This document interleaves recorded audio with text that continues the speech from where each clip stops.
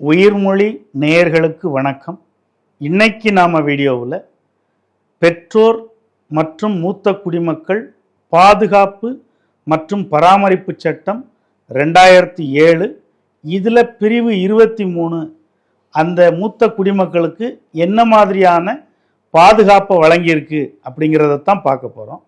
இப்போது ஒரு பையன் இருக்காங்க, அவங்க அப்பா அவருடைய சுயமாக சம்பாதிச்ச சொத்தை அவங்க பையனுக்கு தன்னை பின்னால் வருங்காலத்தில் பார்த்துக்குவாங்கிற நம்பிக்கையில் தான செட்டில்மெண்ட்டாக எழுதி கொடுக்குறாங்க.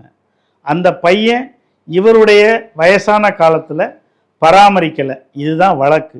இதில் என்ன நடக்குது அப்படின்னா, இடையிலேயே அந்த தானமாக கொடுத்த சொத்தை அந்த பையன் இன்னொருத்தருக்கு தேர்ட் பார்ட்டிக்கு வித்துடுறாரு. இப்போ இவர் நடவடிக்கை எடுக்க முடியுமா அப்படிங்கிறது தான் கேள்வி. தாராளமாக நடவடிக்கை எடுக்கலாம். ஏன்னா கோர்ட் என்ன சொல்லுது அப்படின்னா, தான செட்டில்மெண்ட் கொடுக்கறதே தன்னை பின்னால் பார்த்துக்குவாங்கங்கிற அந்த சென்ஸ் அதில் மறைமுகமாக இருக்குது அப்படிங்கிறத தான் பிரிவு 23 வலியுறுத்துது. அதனால் தான செட்டில்மெண்ட்டாக கொடுத்தாலும் சரி, உயிலாக கொடுத்தாலும் சரி, இன்னொரு தேர்ட் பார்ட்டிக்கு அவங்க வித்துடுறாங்க அப்படிங்கிற பட்சத்தில் அந்த தேர்ட் பார்ட்டியையும் பார்ட்டியாக சேர்த்து வழக்கு தாக்கல் செய்யலாம்.